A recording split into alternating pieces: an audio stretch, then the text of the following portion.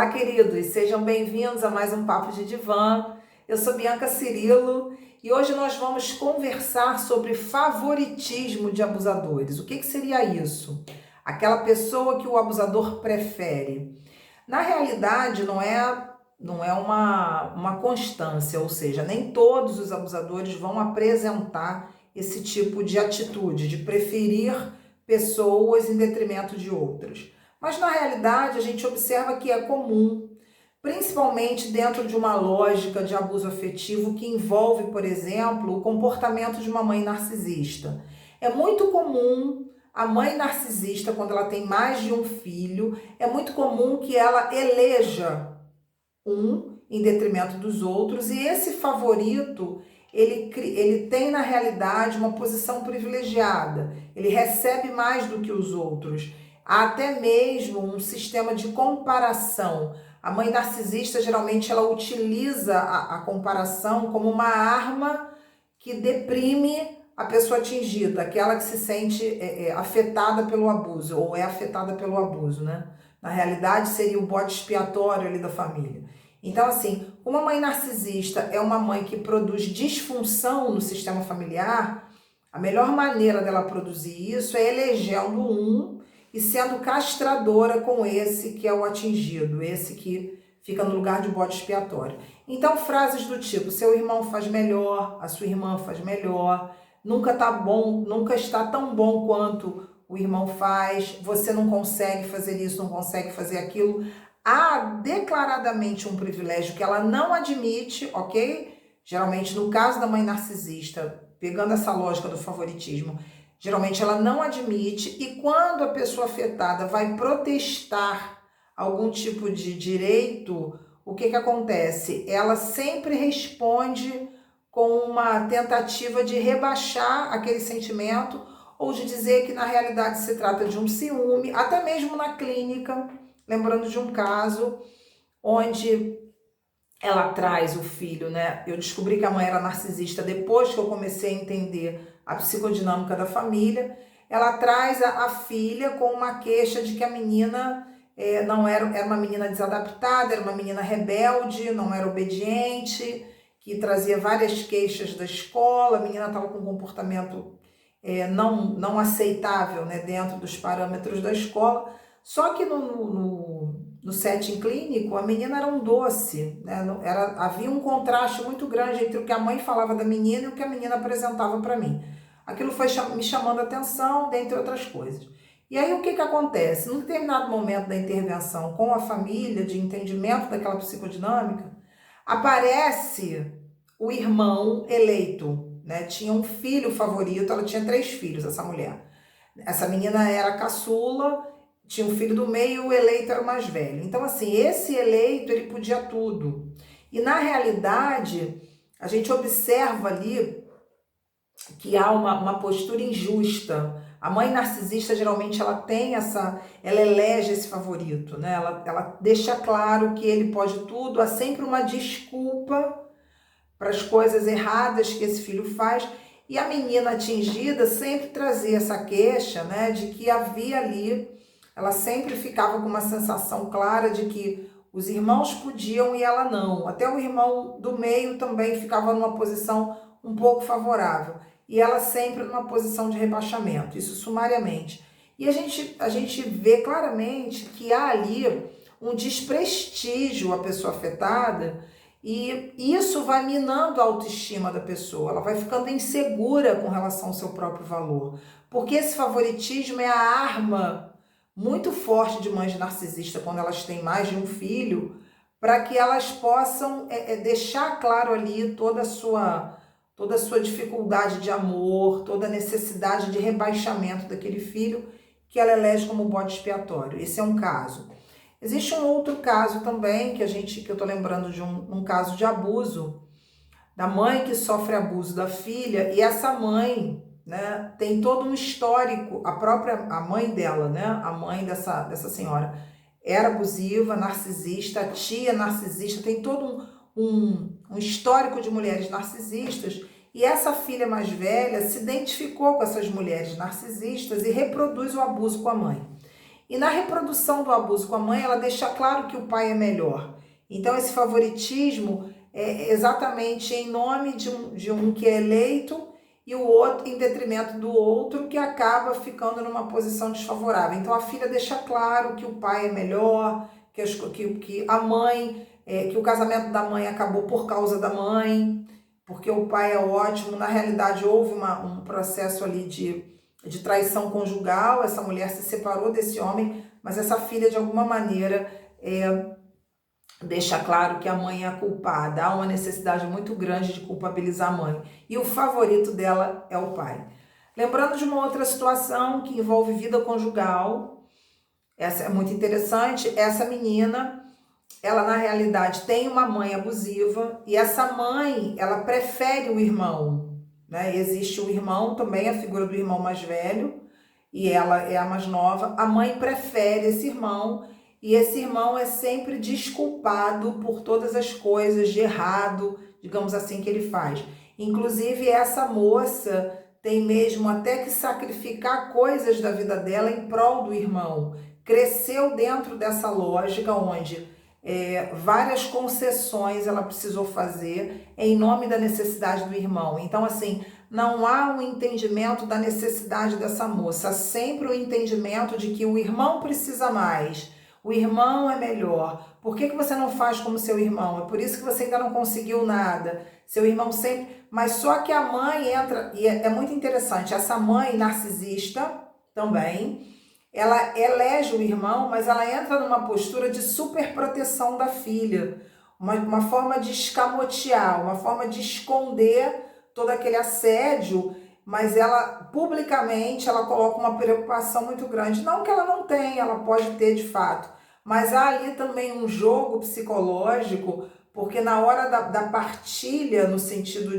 da partilha mesmo das ações, né? Ou seja, de ser mais ou menos partidária, ou seja, de estabelecer ali uma relação mais justa. Na hora dela partilhar o afeto, na hora dela partilhar as ações positivas e negativas, há sempre um desnivelamento, ou seja, essa moça fica com uma situação, ela recebe menos. A mãe narcisista, ela fere muito a psicodinâmica do sistema familiar, porque ela deixa claro que alguém vai receber mais.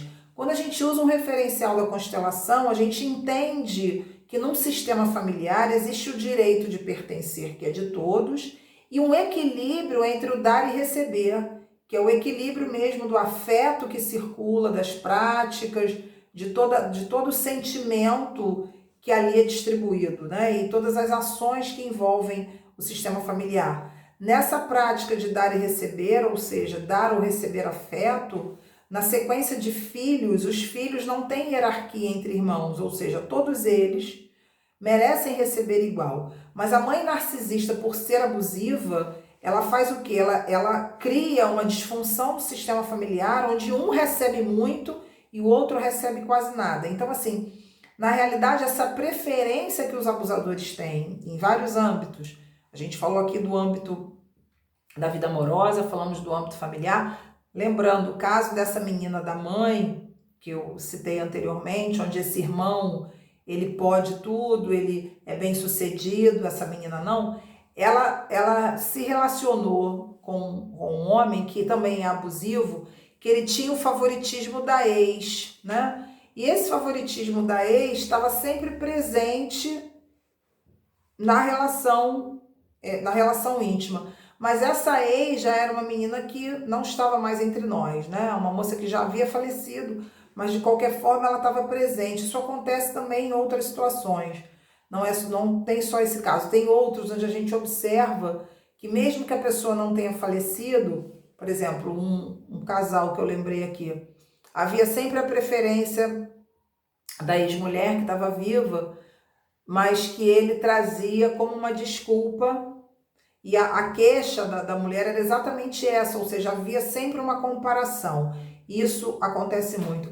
Numa situação que envolve o assédio moral num contexto do trabalho, num contexto profissional. Você vai ter um chefe, um exemplo, não precisa só ser o chefe, o assédio pode ser praticado também pelos pares, né? Pessoas que estão no mesmo patamar hierárquico, mas a gente tem ali, nesse caso, lembrei, um assédio de um chefe que ele compara o funcionário com o outro, e por mais que esse que está sendo assediado faça, por mais que ele faça, por mais que ele produza, por mais que ele se dedique, há sempre ali uma sensação de que não é suficiente. Esse chefe vai rebaixá-lo, vai dizer que tem sempre alguém que faz melhor. Muito bem, o objetivo desse vídeo, né, é justamente chamar a atenção de vocês para observar se a pessoa com quem vocês convivem, se essa pessoa de fato ela tem alguém que ela privilegia. Observa se foi o irmão, observa se foi a irmã, observa se foi o pai, observa se foi a mãe, observa se é a ex, se é o ex, ou seja, existe alguém melhor do que você. Essa é a grande mensagem, ok? Para a gente finalizando esse vídeo. Quando você lida com pessoas com pessoas abusivas, que trazem isso muito forte, esse favoritismo muito forte, é uma grande pista para você saber se você está ou não vivendo com um abusador, ou convivendo com um abusador. Abusadores geralmente trazem esse tipo de postura. Não é uma regra, mas há uma predominância significativa. A gente observa quando você vai apurar os fatos, quando você vai entender o sistema familiar da pessoa, quando você vai entender como é que o agressor psicológico, né? Porque todo abusador é um agressor psicológico. Ele pode ou não evoluir para uma agressão física, mas ele é um agressor psicológico sempre, porque ele vai ferir principalmente o centro da autoestima e o centro da privacidade, da autoestima, da dignidade e a questão da autonomia. Ou seja, abusadores não querem que você se descole deles, eles querem que você fique ali, de alguma maneira, alimentando. E o que acontece nessa questão do favoritismo, né? Essa coisa de eleger um que tem uma posição privilegiada. O que é importante nisso? Isso é bom observar essa questão para você entender por que você está consentindo isso, ou seja, o que na sua vida pessoal, enquanto alguém que sofre o abuso, em que momento você está reproduzindo esse lugar de menos, esse lugar desqualificado. Às vezes você vai, por exemplo, buscar um emprego, mas você acha que você não é suficiente, que tem sempre alguém melhor. Observa se você tem essa crença limitante de que você é menos, porque se você vem de uma história de abuso afetivo, muito provavelmente, em algum momento, isso vai pesar, isso vai predominar nas suas ações. Isso vai aparecer, não só como um pano de fundo, mas vai aparecer de uma maneira muitas vezes clara, de que você se sente menos e aí você aceita menos. Isso é que é importante. Às vezes em situações muito corriqueiras, assim, banais, onde você vai distribuir alguma coisa e você fica com a menor parte. Por que você tem que ficar sempre com a menor parte? Ou seja, observa o impacto que esse privilégio do abusador que conviveu com você, seja a mãe, seja o namorado, seja o irmão, né? Eu tô lembrando de um outro caso de uma moça, que o irmão, ele é o favorito em que sentido? Esse irmão é desculpado, lembrei de um caso de uma moça também, um caso clínico. Esses pais desculpam o irmão pelas coisas erradas dentro do sistema, né? Erradas na leitura deles, erradas que o irmão faz. Há sempre uma desculpa. E a desculpa é: você é mais madura. Às vezes parece até que é um elogio, pode ser um elogio, mas é desigual a distribuição. Ah, você é mais madura, você entende mais, então por isso que seu irmão precisa mais. Isso também pode ser um discurso. Esses pais, não necessariamente, no contexto em que eu avaliei aqui, não eram abusivos, classicamente abusivos, mas tinham práticas que privilegiavam o filho, mas o irmão, esse irmão dessa paciente, ele sim era um abusador, porque ele fazia rede de intriga. O que ele fazia? Ele difamava a irmã, né, em situações no meio social que era comum aos dois, e quando a irmã ia verificar a sua reputação, estava afetada, porque ela, como assim, fulano deixou de falar comigo? O que aconteceu? Coisa que acontece também naquele caso que eu contei da senhora, que a mãe, que a irmã não, a filha é a figura abusiva ali, cria uma rede também de intrigas quando a mãe vai buscar acolhimento na família, não tem, porque ela já envenenou todo o sistema familiar, ok? Então, assim, fiquem atentos a esse privilégio, observe na relação íntima de vocês, fulano era melhor, né? Fiquem atentos para não se relacionar com pessoas que não conseguiram fechar, né, os seus ex da vida, né? O ex-namorado, ex-marido, ex-mulher, ou seja, que fica ali como um fantasma, esteja ela viva ou não, esteja essa outra pessoa viva ou não, mas está viva na relação, que acaba estando no meio de vocês. Ou seja, todos os sinais para a gente fechar precisam ser sinais para que vocês consigam aferir o seu grau de autorrespeito. Observa isso. Se vocês estão sendo comparados com alguém, se existe alguém, né? Lembrei da fábula aí dos contos de fadas, né? Da Branca de Neve, tem sempre alguém mais bonita que você. Essa é, na verdade, quem é ali a madrasta, né? Pegando essa metáfora de construção do psiquismo infantil, a gente sabe, essa madrasta que é representada pela figura abusiva ali, é a grande, na verdade, a madrasta da Branca de Neve é uma abusadora, então tem sempre alguém mais bonito que você, e isso fica claro na lógica do relacionamento, não claro talvez de início, mas quando você observa, há sempre um senão a favor do outro, né? E aí o outro é melhor e eu sempre fico numa posição pior. Então observem isso para que vocês não venham mais uma vez a desculpar as ações do abusador e a poder pensar nos limites. Por que eu estou me comparando? Por que eu me comparo tanto com as pessoas? O que isso tem de coerente com a minha história de vida? Como é que eu posso fazer diferente? Que favoritismo é esse? Que em alguns momentos ele deixa muito claro. Lembrei de uma outra situação para finalizar, de uma moça que se apaixonou por um rapaz, e esse rapaz, ele alimentava uma relação de sedução com essa moça, mas ele não assumia esse relacionamento, ele dizia que era só amizade, mas havia o fantasma de uma ex-namorada, e também tem do ex-namorado, tô lembrando de vários casos aqui, que essa menina era viva, não tinha falecido, enfim, mas que ficava ali de alguma maneira no meio dos dois, porque isso é o abuso, né? Tem sempre alguém melhor do que você. Não aceitem mais isso, ok? Vocês são pessoas de valor.